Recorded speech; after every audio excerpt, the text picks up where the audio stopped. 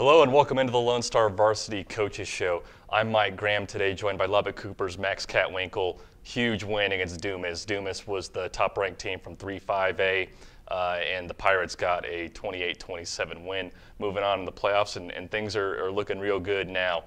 This show is brought to you by the University Medical Center and powered by AJ Media. And Coach, I mean, you just gotta. I mean, you have to be thrilled with the outcome of this game. You downed a 9-1 team that had no losses to 5A programs this season. Yeah, it was a huge win.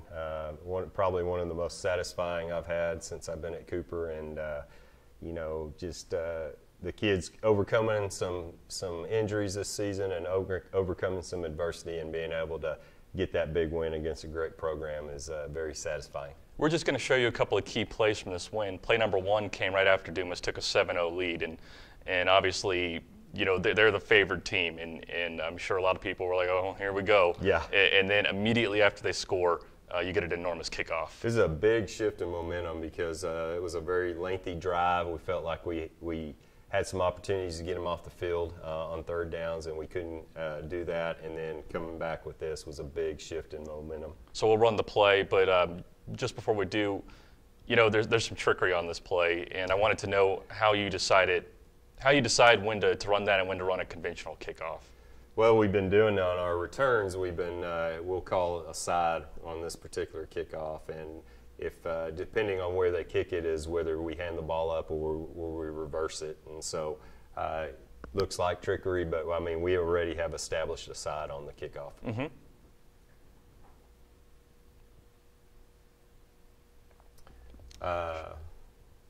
This is our freshman, has done a great job for us all year, Rylan Wilcox, but you notice we have a good double team block that sets him up, and then he uses some really good athletic moves right there and some speed, and ironically this was his only play of the night. Right. He starts at corner for us, but has been battling a stomach bug all week. Mm-hmm. And that just kind of drained him right there. So he ran the ball back with the flu, basically? Yes, wow. Yes, and then he just couldn't go the rest of the game. But great play by him, and really kind of set up some good momentum. But good blocks here by everybody, and we were able to hustle down the field, and just really good effort. And Rylan, I mean, obviously it's a tough decision to start freshmen or even have them on varsity. They have a lot of development to do. What is it about Rylan that made him varsity worthy? Obviously he's got speed. Any other skills that he has that convinced you that he didn't need a year on the freshman team before right. he got up? It was that. There was a need for us in the secondary just to have some depth, but he just has handled the transition mentally and with maturity, and then he's just never flinched. He's been put up against a lot of the teams, other teams' best receiver, and he's done that all year. And if he loses a battle, he's not going to go crazy. He's going to get back in there and go to work. So really like his mental approach. And then just emotionally, a kickoff return for a touchdown. Your offense hasn't had to touch the field yet, and yet you're tied. That has to be a great feeling, especially after, like you said, a couple of deflating third down opportunities on the defensive side. Definitely so. It was huge. Like I said, I think that there's a couple of key moments in the game, but this was definitely one very early. I think a lot of people in the area are going to like this play because it involves someone who's going to have a big impact on the Lubbock area for a couple of years. Wide receiver Trey Garlett, who signed up to be a pitcher for the Texas Tech program, an Omaha year-over-year kind of program now. And also a quarterback with a lot of upside, Brendan Mell, only a junior, and has really seemed to grow up the past couple of weeks, and they connect on this play. Yeah, so it was, like you said, Trey has just been a leader for us from day one, and then Brendan has really, like you said, the last few weeks he is playing at another level, and he's just getting more comfortable back there and taking more of a leadership role and making really good decisions, which, it's no coincidence that's our offense has responded the last few weeks because of that. And I believe the actual score is probably 21-14 right now. The huddle, for whatever reason, doesn't factor in extra points. Is it really 4th and 16 on this play? It really is.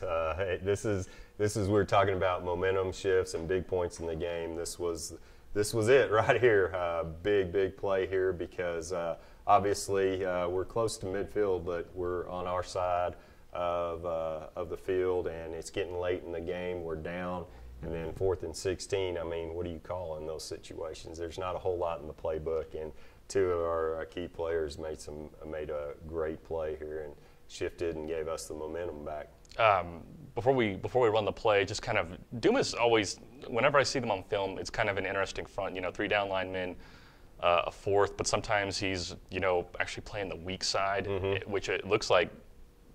I guess it's an even front here, but for you guys as far as you're presenting, but they have a tricky front sometimes, and offensive linemen and the running backs who protect have a lot to deal with. You're exactly right. Our protection's sometimes can be pretty complicated, and our line did a good job on Friday. They like to send a lot of people. Their front is, Monterey does something very similar with that stand-up, and usually the stand-up guy right here is one of their best football players, and we slid our protection to him to try to help control that player right there. But it was good protection and allowed us to take a shot downfield, and we were able to execute it. Well, let's check it out and keep an eye on the line as this play develops. Yeah, they got him. That's a good pocket right there, and our back is looking for anybody coming off the edge. But that's the key right there, is that he has time to make this throw and is comfortable doing it, and he delivers a strike. And check out his mechanics as we go forward. Pretty good throw and a really good catch. It is. It was a really good catch. Trey has got really good speed. He's a good athlete, and obviously that's why he's going to play baseball for Texas Tech. But big play right there, and what a better time to come through in the clutch. Right. So you had this midfield play, and it's still a really tight game. How much debate was there on the headsets whether to go for it or to punt it, and what were some of the determining factors there? Really, previously we were in a 4th down situation about 10 yards back from this, and it was a 4th and 1. And, it was that point in the game you got to do it. We're running out of time. And so there were really, if you're going to go for it 4th and 1 on about your 40, you might as well go for it here. And so it was, what do you got to lose? You're the 4 seed going against the 1 seed, so we took a shot at it. Now, both teams scored touchdowns after this, but if you're sitting in the Dumas coaching room watching the review of this film, are you really like, oh, this is where it went wrong? There was a lot of key plays, definitely that was one of them, because really, after we had scored that's where we missed our extra point. And so, we were still in a battle right there. So a lot of football left to play, but this was a huge play. It's getting very late in this ball game, and now you're down 27-20. I believe there are about 3 minutes left in it.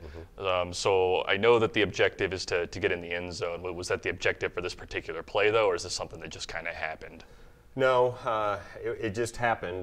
We were trying to obviously just keep the chains moving, and obviously you don't want to give them the ball back, but with that much time left. But anytime you can execute and get in the end zone, you got to take it. So this was a big play and really kind of a tough catch by Andrew Simnacker right here, and he has to go down a little bit and get it and continue to run. So very athletic play by him. Now their defensive front is showing you mixed things. It looks kind of like maybe I'm blitzing, maybe these two guys are falling back, but they could be presenting you with a lot of different things right there just based on what they're showing you pre-snap, right? You bet.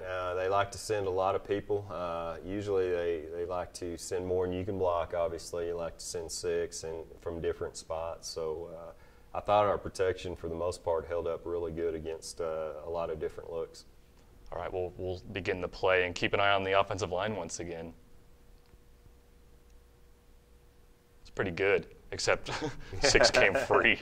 Yes. So Brendan is about to take a huge shot. He is. Our back actually goes the wrong way right here, and Brendan, that's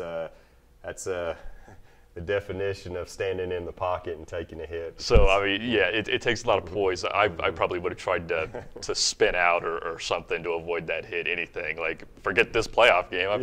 I can't take that hit. He makes a great throw. I mean, Andrew has to go down and get it, but we can see why, and so really good job by both him and Brendan right here. Right, so Andrew at this point has beaten about 8 players, and there's still 2 guys to go, and with his speed, just split the middle. I mean, it was perfectly placed in retrospect. You bet. That looks pretty easy, and it looks, but it's not. So it was a big play, and again, those guys that are been making plays for us all year did a good job of doing that tonight. So this came down when the touchdown occurred. It became a 26-27 game. Obviously, you could have kicked the PAT and forced overtime, but what made you go for the 2? I just, again, it's that mentality where, hey, we're gonna win it, and I just felt like we had the momentum. We felt like we had talked earlier on the sideline and just go, look, when we score, have a 2-point play in mind. It was a good confidence, and we had a play in mind, and so let's do it and let's go win it. How nervous do you get when you hear the words come out of your mouth that you're going for 2? Because obviously, if it doesn't work out, there are going to be a lot of people complaining about you when they're driving home that night. For sure. There wasn't any nervousness at all because we had already made that decision. It wasn't a deal where I had to make it right after that play. We knew that's what we were going to do and knew what we were going to run. So Lubbock-Cooper, their next game is going to be Friday, 4 p.m.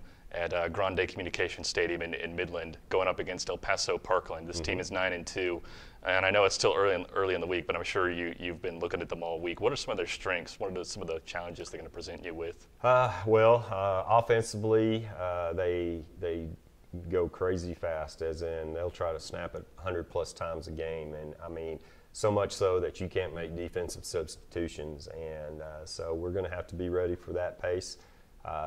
It's going to be really the only thing we've seen like Coronado likes to go that fast, but they're even more so. I mean, they're sprinting to that ball and running a play before you can get set. So that's going to be an adjustment for our defense. Offensively, and then plus they have a very talented running back. I think he was the state's leading rusher last year, and so he's very big, physical, and is a good runner. So hey, that's going to be a challenge as well for our defense. Offensively, same thing. It's going to be a similar type of look to what Dumas gave us. Very athletic, very long, and so we're going to have to make sure we're doing a good job. And really, the good thing is we faced them last year in this round of the playoffs, and so we kind of having a feel for the pace they're going and what they do. So hopefully that'll help us. And if we continue to play good football, I like our chances. Were you surprised you're able to swing Midland? It's a little bit closer to Lubbock than El Paso, and a different venue than last year. Yeah, it is. I've never played there, but what we had established before this game was all 4 teams involved in that bi-district round, Dumas, ourselves, and both the El Paso schools had agreed to Midland so that we were able to lock in the stadium. And so really it's, they agreed, we agreed, and it was easy.